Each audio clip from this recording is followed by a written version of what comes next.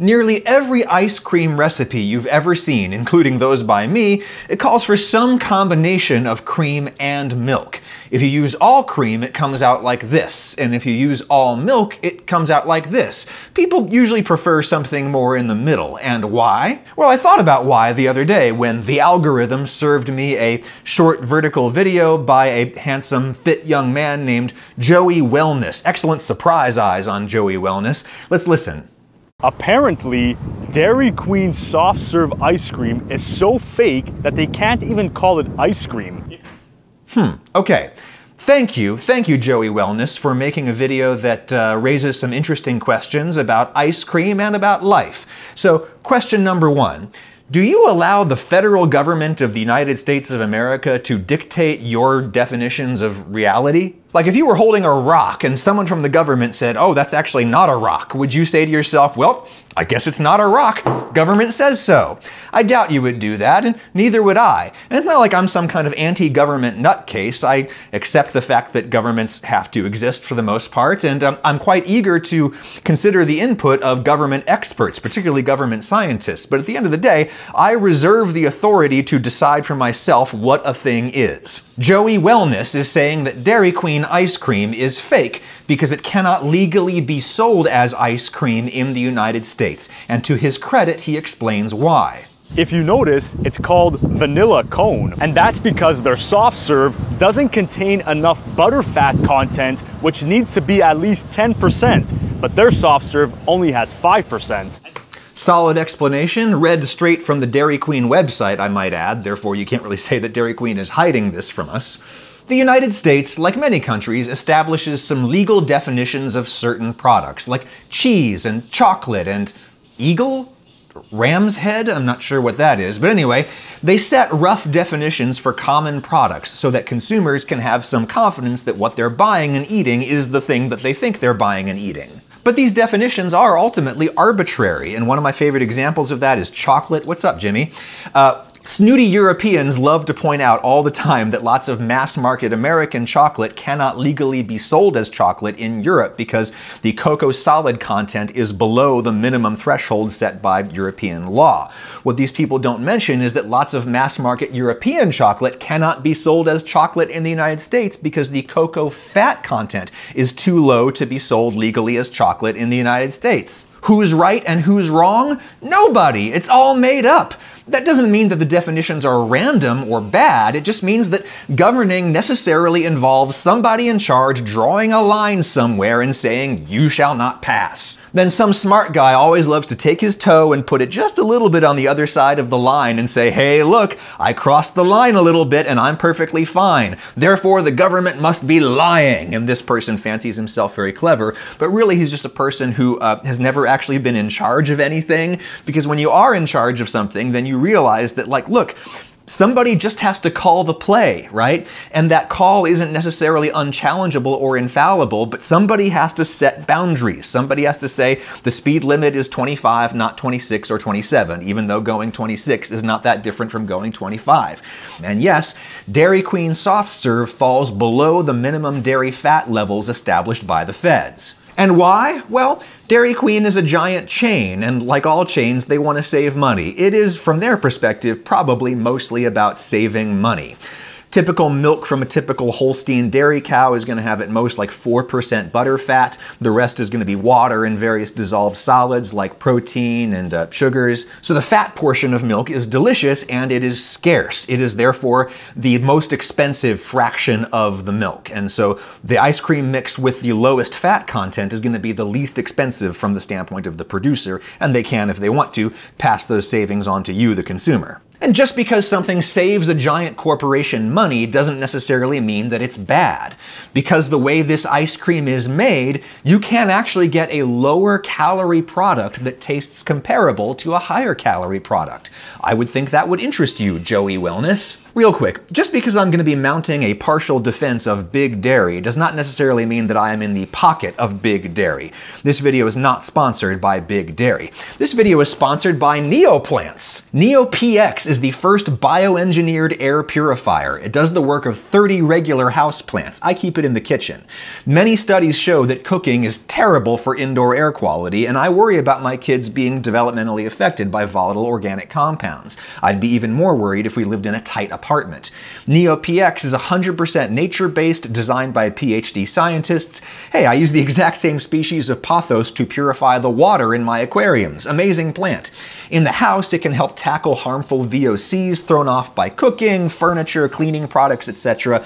The trick is these pollutant-eating bacteria that live with the plant. Mix the Power Drops formula with water and add it to your plant once a month to do the air purification of 30 regular houseplants, all with zero electricity. The pot is self-watering. Every now and then you just fill it until that green marker reaches the top.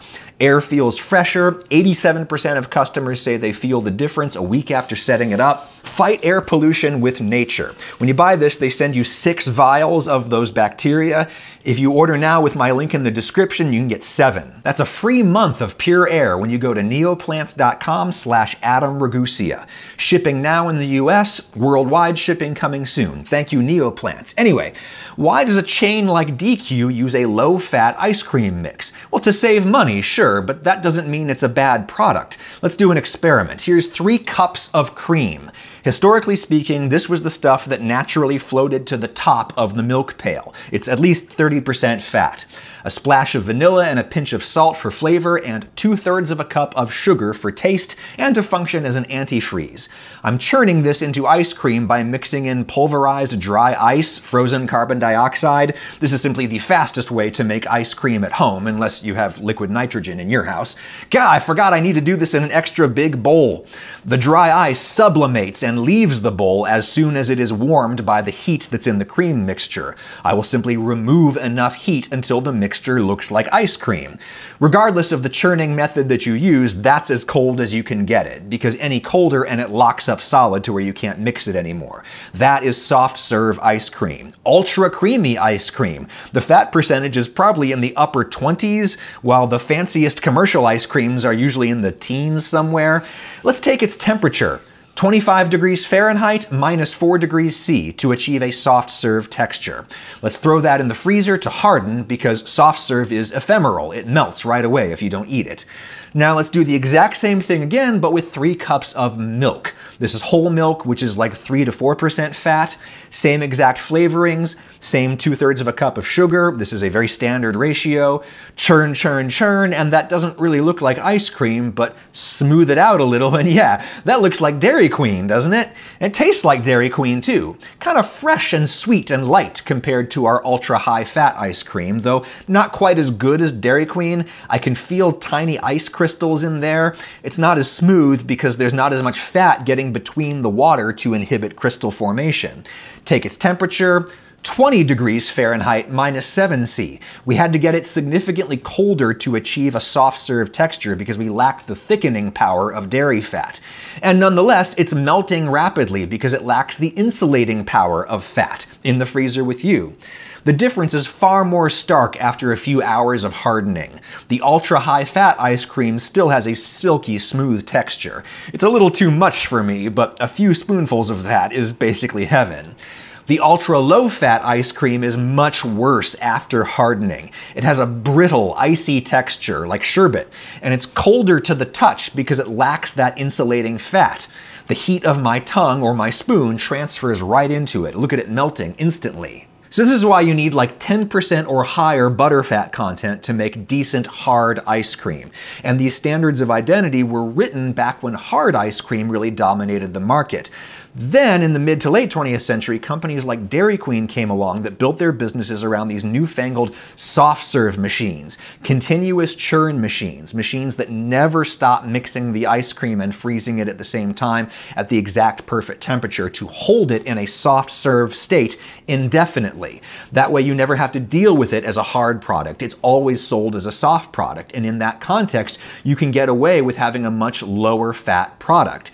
Indeed, higher fat mixtures can be trickier to use in a continuous churn machine because the fat tends to separate out into butter if you whip it too hard or too long. That actually started to happen to me when I was making that all cream ice cream. This was on the cusp of becoming butter, so I had to throttle back the mixer speed. But low-fat soft serve is still not as smooth as high-fat soft serve, and companies like Dairy Queen would also like to be able to sell their soft serve in a hardened state, which they do. So how do they get around this problem? Well, they put in additives. They put in emulsifiers, stabilizers, thickeners, things like guar gum gel, things that just form a gel in water, and that gel thickens the product and also gets in between the ice crystals, keeps them from getting too big. Now, virtually all commercial ice cream has stabilizers or emulsifiers in it anymore because they just make the product better. There's no reason to not use them. However, Dairy Queen probably does use proportionally more of these things. They also add protein, whey protein, to smooth out the mixture, and whey is good, right, Joey Wellness? So these additives smooth out the ice cream, give it that kind of fuzzy texture that Dairy Queen has. It also makes it easier to whip air into the ice cream, which all ice cream makers also do. It's called overrun. Air is an insulator, so it makes the product less cold on the tongue, and air increases the volume of the product, so it looks like the customer is getting more ice cream than they actually are. And again, I'm sure from DQ's perspective, they do it chiefly to save money. That doesn't stop me from appreciating the kind of lighter texture and flavor that Dairy Queen ice cream has. Sometimes I want really heavy, rich ice cream. Sometimes I want lighter ice cream. There is room in this world for both. So that all explains why Dairy Queen and lots of other soft serve on the market has less fat in it than what the US government considers minimal. And fun fact, their soft serve used to be categorized as ice milk, but the FDA removed that category to allow companies to market their frozen dairy treats as reduced fat, light, or low fat. And Dairy Queen soft serve fits into the reduced fat category. I nonetheless choose to call it ice cream because I can think for myself. Thank you very much, US government. Anyway, take us home, Joey Wellness. And on top of that, this thing has 36 grams of sugar. That's equivalent to nearly drinking an entire can of Coke. Do people really need to be told that dessert has lots of sugar? Is this a shock to people that ice cream has lots of sugar? I mean, it seems like the reverse comparison is far more shocking. Like, I think people really would be shocked to hear that a can of Coke has as much sugar as a whole serving of ice cream. In fact, Joey, I believe you have made that video before. I'm actually kind of surprised to hear that a full serving of Dairy Queen soft serve has a little bit less sugar than a whole can of Coke. That sounds like good news to me. Look, Joey, I am in no position to criticize someone for engaging in clickbait. I have done it myself too. It doesn't make any difference to me what a man does for a living, you understand. But I think that you could have done a video that was just as clickbaity and more truthful in my estimation if you had just flipped the script. If you had said, hey y'all, do you realize that Dairy Queen soft serve is actually a diet ice cream? That's what it's considered by the US government. They classify it as a light ice cream, even though it's not marketed as such. Because instead of butterfat, which too much butterfat is bad for you, probably, in a lot of contexts. Instead of butterfat, they have a whole lot of air and some relatively non-caloric thickeners that give you kind of that silky texture that you want from richer ice creams. Ice cream is still a treat. It's always going to be a treat, not something you should eat all the time. But if you're going to have ice cream, something like DQ might be a lighter option for you.